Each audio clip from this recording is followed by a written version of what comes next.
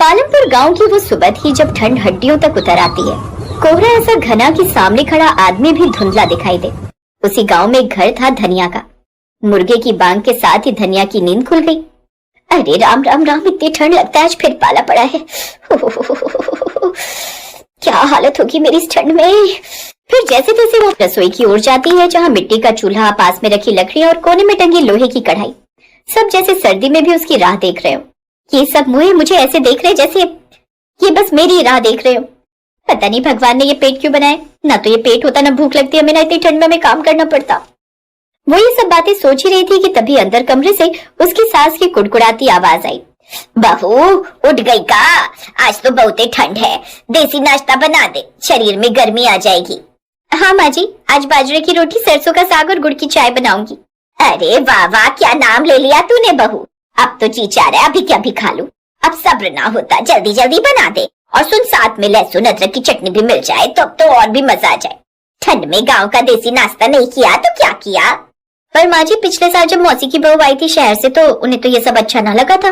अरे अब शहर वाले क्या जाने इसका स्वाद। उन मुंह की जिंदगी तो मोमोज और बर्गर तक ही सीमित है। अच्छा सुन बहू, मेरे लिए तो तू 4-5 रोटी बनाइयो। हैं? अम्मा 4-5 रोटी खा लोगी क्या? अरे मारे खाने को तू नजर ना लगा समझी। एक तो वैसे ही आजकल कमजोरी होती जा रही है। ये बात सुनकर अंदर बैठी धनिया हंसने लगती है। फिर धनिया ने चूल्हे में आग सुलगाई, लकड़ी चटकने लगी जैसे ठंड से जमी उंगलियों को गर्मी मिल रही हो। उसने बाजरे का आटा गूंथा। ठंडे पानी से आटा गूंथते हुए उसके हाथ सुन्न हो गए। दैया रे दैया, पानी इतना ठंडा है कि हाथ में तो जैसे करंट दौड़ गया। धनिया ठंड में कपकपाती हुई आटा गूंथती है। तभी उसका बेटा गुड्डू दौड़ता हुआ आया। माँ आज स्कूल मत भेजना, ठंड बहुत है। अरे देसी नाश्ता खा ले, सारी ठंड भाग जाएगी। और नहीं जाना तो रहने दे, लेकिन कल जाकर स्कूल का काम पूरा कर लियो। माँ आज तो ठंड के मारे हाथ जमते जा रहे हैं। माँ, मेरा दोस्त है ना सूरज, उसके मामा का बेटा आया था शहर से। वो बोल रहा था कि वो लोग नाश्ते में बस ब्रेड बटर, ऑमलेट ब्रेड यही सब खाते हैं। लेकिन जब उसने अपने गाँव में पहली बार बाजरे की रोटी सरसों के साथ खाई ना, तो उसका तो जैसे स्वाद ही बदल गया। भले ही वो ब्रेड बटर खाते होंगे बेटा, पर जो मजा इस रोटी साग में वो कहीं नहीं। फिर धनिया ने जैसे ही सरसों का साग उबलने रखा और उसमें लहसुन, हरी मिर्च और मक्के का आटा डालते ही खुशबू पूरे घर में फैल गई। कुछ देर बाद उसका पति रामस्वरूप खेत से लौट आया, जो सुबह तड़के ही खेत पर काम करने चला गया था। अरे वाह, लगता है आज तो देसी दावत है। हाँ जी, ठंड में पेट भी तो गर्मी मांगता है। अब जल्दी से हाथ धो लीजिए और खाना खा लीजिए। फिर रामस्वरूप ने हाथ धोए और चूल्हे के पास आ बैठा। आज तो बाहर बहुत ज्यादा ठंड है धनिया। खेतों में काम करते वक्त तो इतना पता नहीं चला, लेकिन जैसे ही मैं घर की ओर आने लगा तो ठंड हड्डियों में ऐसे घुस रही थी कि मुझे तो लगा कि कहीं मैं रास्ते में न जम जाऊं। इसीलिए तो कहती हूँ ठंड में कुछ दिन काम ना करो तो बेहतर होगा। अरे कमाऊंगा नहीं तो खाऊंगा क्या? वैसे खुशबू तो बड़ी कमाल की आ रही है। लगता है साग और बाजरे की रोटी बन रही है। पता है धनिया, जब मैं शहर में काम करता था तब यही नाश्ता मुझे बहुत याद आता था। तरस जाता था मैं गाँव का देसी खाना खाने के लिए। लेकिन तुम तो जानती हो मुझे ये सब आता नहीं। फिर उसने बाजरे की रोटी में मक्खन लगाते हुए उसे साग के साथ परोसा। सबने चटकारा लेते हुए बड़े ही मजे से वो सब खाना खाया। बाहर बर्फ की मानो बारिश हो रही। आंगन में इतनी बर्फ भर गई थी। तभी पड़ोसन लता उनके घर की तरफ आने लगी। अरे भाई, घर में कोई है भी क्या? अरे लता काकी आइए ना, इतनी ठंड में किसकी हिम्मत है बाहर जाने की? कहो कैसे आना हुआ? अरे बहू, तू तो जानती है 3-4 दिन से लगातार इतना कोहरा पड़ रहा है कि मैं तो जंगल से लकड़ियां लेने भी नहीं जा पा रही। और घर में थोड़ी सी लकड़ियां ही है। लेकिन तूने तो पहले ही काफी लकड़ियां काट कर इकट्ठा कर ली थी, लेकिन मैं बुढ़िया ना कर पाई। और ठंड इतनी है कि मुझसे बर्दाश्त ना हो रही थी। और मैं जानती हूँ कि इस वक्त तेरी रसोई का चूल्हा जल रहा होगा, इसीलिए तो मैं तेरे यहाँ आ गई चूल्हे की आग सेकने। आओ ना, बैठो काकी। धनिया बहू, ये तो बड़ी खुशबू अच्छी आ रही है। आज साग बनाए क्या? हाँ काकी, ये लीजिए ना, आप भी खाइए बाजरे की रोटी और सरसों का साग। ये बात सुनकर अब तो लता के मुंह में पानी आ गया। फिर धनिया ने उसे जल्दी से खाना परोसा। लता ने 4 रोटी एक के बाद एक लगातार खा ली। वाह वाह वाह, मजा आ गया। अरे तो बहू किसकी है? हाँ हाँ जानती हूँ, तेरी ही है। पहले मेरी होती, क्योंकि पसंद तो इसे मैंने किया था अपने बेटे के लिए। लेकिन मेरा ही बेटा नालायक निकला जो इस हीरे को छोड़कर उस दूसरे गांव की नंदिनी से लव मैरिज करके ले आया। वो तो कई साल शहर में रही है, तो उसे तो गांव के नाश्ते के बारे में ज्यादा कुछ पता भी नहीं। जब देखो तब वो क्या कहते हैं, पराठे या पोहा बना देगी कहती है, और कुछ मुझे आता ही नहीं। कमबख्त ने पेट में ये सब जमा दिया है, इसीलिए जब भी बहू ये देसी नाश्ता बनाती है ना, तो मैं जानबूझकर यहाँ चली आती हूँ। तो पड़ोसन दादी, इसका मतलब आपने झूठ कहा कि आप आग सेकने आई है? ये सुनकर सब हंसने लगते हैं। कुछ देर बाद लता अपने घर चली जाती है। सुनिए जी, मैं पानी लेकर आती हूँ। हाँ लेकिन संभल कर जाना, आज बर्फबारी काफी है। आप चिंता मत करिए, मैं बस यूं गई और यूं आई। ऐसा कहकर धनिया मटका लेकर चली जाती है। कड़कड़ाती ठंड में आसमान में पड़ी बर्फ ऐसी लग रही थी मानो कोई उनके चेहरे पर तमाचे मार रहा हो। घाट पर जैसे ही पानी भरकर वो घर लौट रही थी, तभी पहाड़ी के रास्ते से उसका पैर फिसल गया और मटके समेत वो नीचे नदी में गिर गई। इधर जब वो काफी देर तक घर नहीं लौटी तो रामस्वरूप को उसकी चिंता सताने लगी और वो उसे ढूंढते हुए उस ओर चला गया।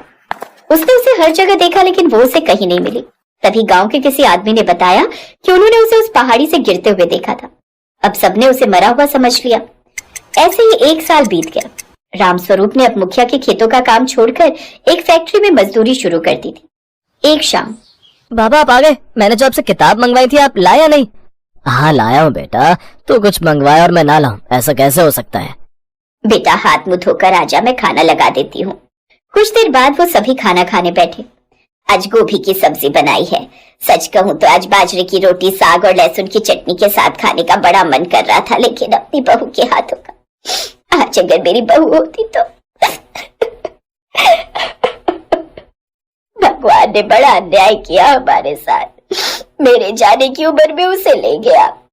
जो हमारे नसीब में लिखा था उसे कौन ही टाल सकता है माँ। बेटा एक बार गुड्डू की तरफ देख। मेरी मान तो इसके लिए दूसरी माँ ले आ। तू दूसरी शादी कर ले।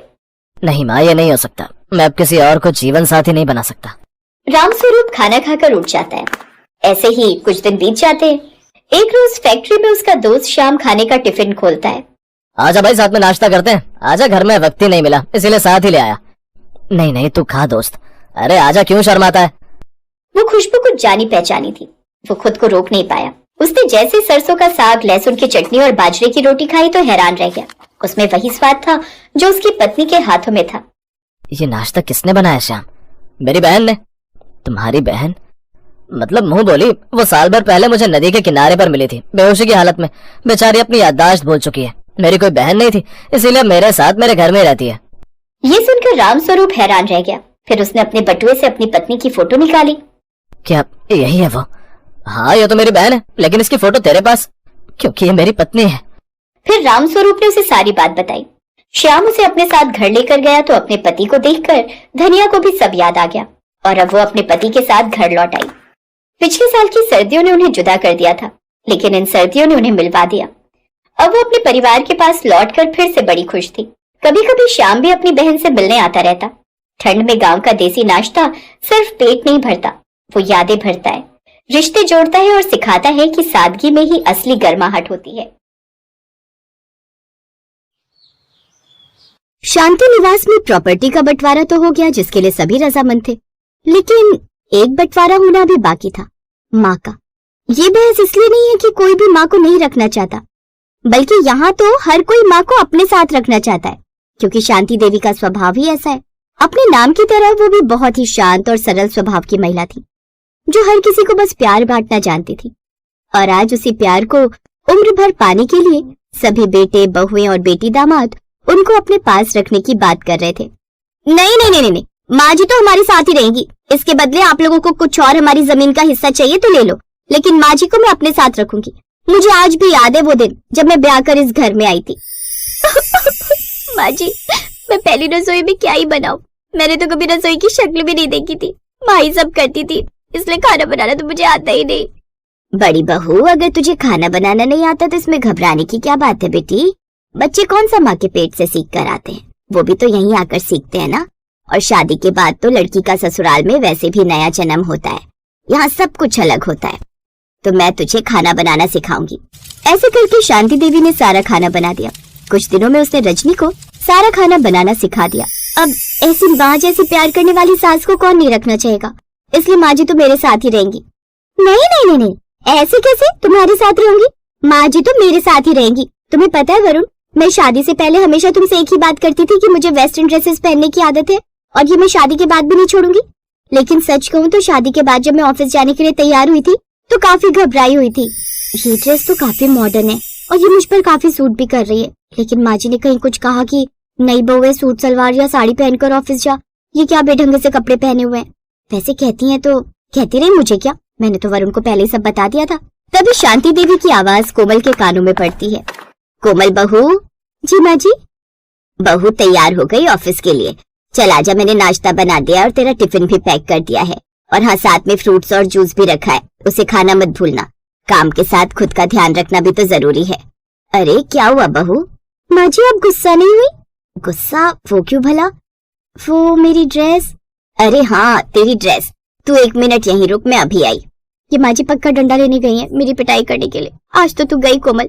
शादी के पहले दिन अपनी सास से पिटती हुई कैसी लगेगी तू? कुछ देर बाद शांति देवी काजल लेकर आती है और उसका टीका कोमल के कान के पीछे लगाते हुए कहती है, मेरी बच्ची बहुत सुंदर लग रही है, किसी की नजर ना लगे। और हाँ, इस वेस्टर्न ड्रेस के साथ तो वो क्या कहते हैं, हाँ पेंसिल हिल पहन कर जा, वो बहुत अच्छी लगेगी। क्या हुआ बहू? अच्छा आप समझी। बहू जैसे मेरे लिए मेरी बेटी मीरा और राधा है ना, वैसे ही मेरी बहुएं भी हैं। और जब मैंने उन्हें कभी ओढ़ने पहनने के लिए नहीं टोका, तो अपनी इन बेटियों को कैसे रोकूं? इंसान का चरित्र उसके कपड़ों से नहीं बल्कि उसके व्यवहार से झलकता है बेटी। उस रोज मुझे ये महसूस ही नहीं हुआ कि मैं अपने ससुराल आई हूँ, बल्कि मुझे तो ऐसा लगा जैसे मैं एक घर की माँ को छोड़कर अपनी दूसरी माँ के घर आ गई हूँ। सच कहूँ तो इतने सालों में मुझे कभी अपने मायके जाने की याद भी नहीं आती, क्योंकि माँ का सारा प्यार मुझे माँ जी से मिल जाता है। मैं एक माँ को छोड़कर तो आ गई हूँ, लेकिन अब दूसरी माँ को नहीं छोड़ना चाहती। कोमल भाभी, रजनी भाभी, ननद जी, आप सभी जानते कि मेरे माँ बाप बचपन में ही मुझे छोड़कर चले गए थे। माँ का प्यार क्या होता है ये मैंने कभी जाना ही नहीं था, लेकिन जब मैं यहाँ आई तो। अरे ये क्या सोनम बहू, तू ये दवाई क्यों खा रही है? माँ जी क्या करूँ, दर्द के मारे सर फटा जा रहा है, अब गोली खाकर ही आराम मिलेगा। नहीं बेटी, इतनी गोली खाना ठीक बात नहीं, इससे सेहत पर बुरा असर पड़ता है। तू इधर आ, मैं तेरी मालिश कर देती हूँ। माँ जी आप। हाँ तो क्या हुआ, मैं तेरी माँ हूँ ना, आजा मेरी गोद में अपना सर रख, मैं मालिश कर दूँ। फिर शांति देवी उसके सर पर प्यार से तेल डालकर मालिश करती है, और ऐसा करते करते कब सोनम को नींद आ गई उसे पता ही नहीं चला। और शांति देवी तब तक वहीं बैठी रही जब तक वो नींद से जाग नहीं गई। 3 घंटे बाद। माँ जी ये क्या, मैं तब से आपकी गोद में सर रख कर ही सो रही थी और आप तब से ऐसे ही बैठी रही, आपने मुझे जगाया क्यों नहीं? आपको कितनी तकलीफ हुई होगी एक ही पोजीशन में इतनी देर तक बैठने में। बहू, कोई बच्चा माँ की गोद में सो रहा हो तो क्या भला माँ को कभी तकलीफ हो सकती है? उसे तो बल्कि सुख मिलता है अपने बच्चे को चैन की नींद सोता दे। माँ का सुख क्या होता है, वो तो मैंने माँ जी से मिलकर जाना। मैं बड़ी खुश नसीब थी जो माँ ने मुझे अनाथ को बहू के रूप में चुना और मुझे माँ का प्यार दिया।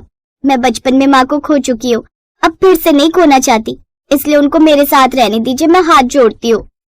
ये सब करने की जरूरत नहीं है सोनम, माँ की जरूरत हमें भी उतनी ही है जितनी तुम सबको। मुझे आज भी याद है वो दिन। माँ इनका एक्सीडेंट हो गया है और डॉक्टर ने ना जाने क्या क्या परहेज बताए हैं, मुझे बहुत घबराहट हो रही है। तू घबरा मत मेरी बच्ची, मैं अभी आती हूँ। शांति देवी झट से अपनी बड़ी बेटी के घर पहुँच गई और वहीं रहकर आरव की देखभाल करने लगी। मैं जानती हूँ कि समधी समधन जी गाँव में रहते हैं और वे बेचारे तो खुद ही बुजुर्ग हो गए हैं, वो इतनी दूर नहीं आ पाएंगे, इसलिए मैं कुछ दिन यहीं रहकर अपने बेटे की देखभाल करूंगी। मेरे पैरों में काफी दर्द हो रहा राधा। लाइए मैं आपके पैर की मालिश कर दूं। तू रहने दे बेटी, ला मैं कर देती हूँ। माँ जी आप नहीं, आप मुझसे बड़ी हैं। तो क्या हुआ बेटा, माँ कहते हो लेकिन माँ होने का फर्ज नहीं निभाने देते। शांति देवी ने अपने दामाद के पैरों में मालिश की, साथ ही उसके लिए दलिया, खिचड़ी, हल्दी वाला दूध कुछ न कुछ बना कर देती रहती। माँ जी को तो हम ही लेकर जाएंगे अपने साथ। हाँ माँ हमारे साथ ही जाएगी। माँ जी ने मेरे बुरे वक्त में जो मेरा साथ दिया वो दिन मुझे याद है। चल निकल इस ऑफिस से, अब तेरी यहाँ जरूरत नहीं है, मैंने किसी और को नौकरी पर रख लिया है। लेकिन ऐसे कैसे सेठ, अब मैं घर कैसे चलाऊंगा? निशांत काफी निराश हो जाता है। तब शांति देवी उसके घर आती है और अपने गहने उसे देते हुए कहती हैं, निशांत बेटा इन जेवर से तू अपना काम शुरू कर, मैं जानती हूँ तुझ में काबिलियत है, अब मेरे बेटे को किसी के आगे गिड़गिड़ाने की जरूरत नहीं। निशांत ने खुद का कपड़ों का व्यापार शुरू किया जिससे उसे काफी मुनाफा हुआ और कुछ समय बाद उसने शांति देवी और अपनी पत्नी के गिरवी रखे गहने भी छुड़वा लिए और उनको वापस कर दिए। माँ जी ने उस वक्त एक माँ बनकर मेरा साथ दिया और आज उन्हीं के कारण मैं यहाँ तक पहुँचा हूँ। अब ये डिसाइड तो नहीं हो पा रहा कि माँ को कौन रखेगा, इसीलिए हम एक पर्ची डालेंगे जिसे सब बारी बारी से उठाएंगे। जिसकी पर्ची में माँ शब्द लिखा होगा वही उन्हीं के साथ रहेगा। उन्होंने एक एक कर पर्ची उठानी शुरू की, लेकिन सिर्फ अंशुल की पर्ची में वो नाम आया। सो डिसाइड हो गया कि माँ मेरे साथ रहेगी। नहीं नहीं नहीं, ये चीटिंग है अंशुल, तुमने जानबूझकर वो पर्ची उठाई क्योंकि तुम्हें पता था माँ उसमें ही लिखा है। तभी अंदर कमरे से शांति देवी बाहर आती हैं। नहीं बच्चों, मेरे पति ने इतना सक्षम बना रखा है मुझे कि मैं अकेले भी उनके बनाए हुए घर में रह सकती हूँ। उनकी यादें मेरे साथ रहेंगी। तुम सब अपना अपना परिवार संभालो। जिसको जब भी मेरी जरूरत होगी मैं हमेशा उसके लिए आऊंगी। भले ही घर अलग हुए हैं, लेकिन मैं हमेशा तुम सबके साथ तुम्हारी ढाल बनकर रहूंगी। तुम सभी मेरे बच्चे हो, और एक माँ अपने बच्चों को अकेला कैसे छोड़ सकती है। अब तुम सब खुशी खुशी अपना जीवन यापन करो। मेरा आशीर्वाद तुम सबके साथ हमेशा रहेगा।